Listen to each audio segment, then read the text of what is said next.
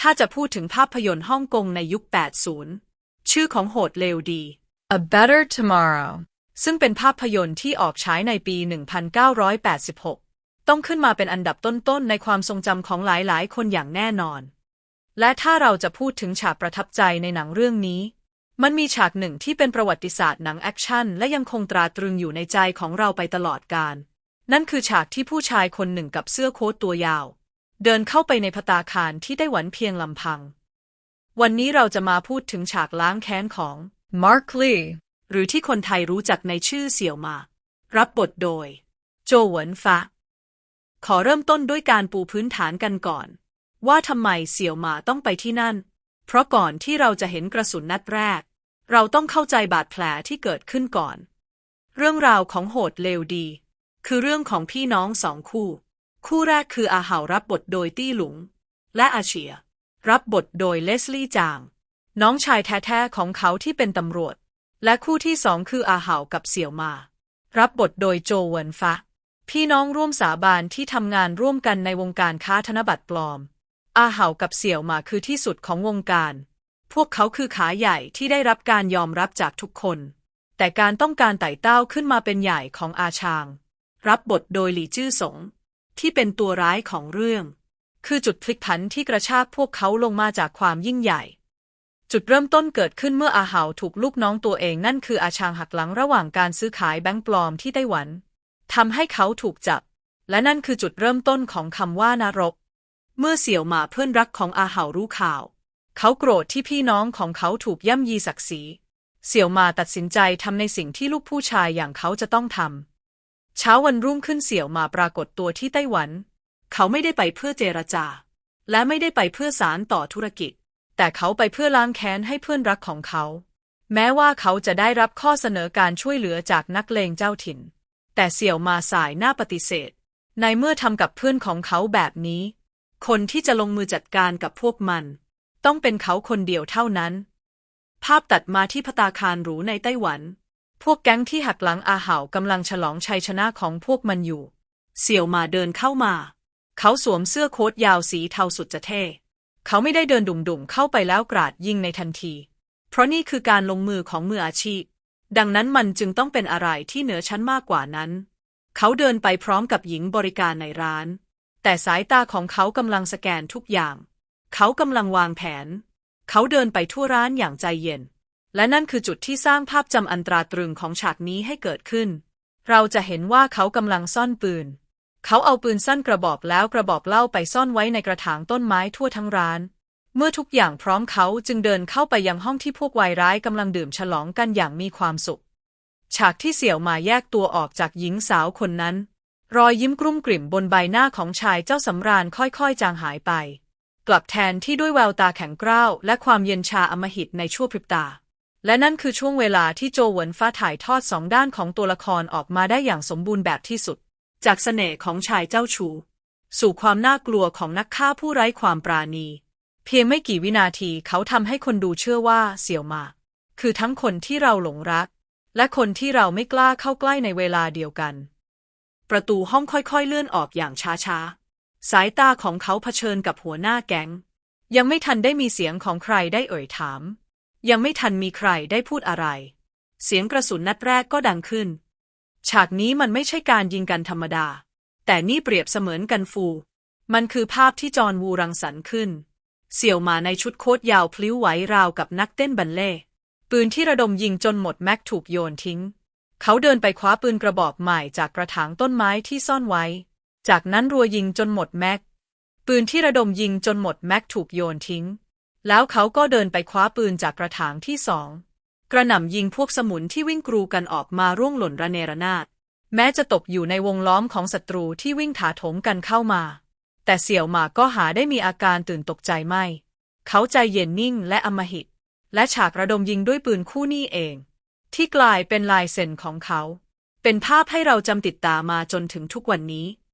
เขาจัดการกับทุกคนในร้านจนมั่นใจว่าไม่เหลือใครอีกแล้วปืนถูกทิ้งลงบนพื้นเขาหยิบก้านไม้ขีดขึ้นมาคาบอย่างใจเย็นจากนั้นเดินออกไปอย่างช้าๆแต่ชัยชนะนี้กลับมีราคาที่ต้องจ่ายในขณะที่เขากำลังจะออกจากร้าน เขาถูกยิงเข้าที่ขาจากวายร้ายที่ยังไม่ตายเสี่ยวหมาพุ่งตัวไปยังกระถางต้นไม้เบื้องหน้าที่ยังมีปืนซ่อนไว้อยู่เขาคว้าปืนขึ้นมายิงสวนกลับไปกระสุนพุ่งเจาะร่างเจ้าวายร้ายจนนอนแน่นิ่งแต่นั่นยังไม่พอสำหรับการสะสางบัญชีแค้นนี้เสี่ยวหมาพยุงร่างตัวเองที่บาดเจ็บให้ลุกขึ้นเขาค่อยๆเดินลากขามุ่งหน้าเข้าหาร่างไอ้ตัวแสบที่นอนแน่นิ่งปลายกระบอกปืนถูกเล็งไปที่หัวของมันกระสุนถูกรัวยิงจนหมดแม็กผ้าจับมาที่ใบหน้าของเขาก้านไม้ขีดถูกขบกัดเพื่อบรรเทาอาการเจ็บจากบาดแผล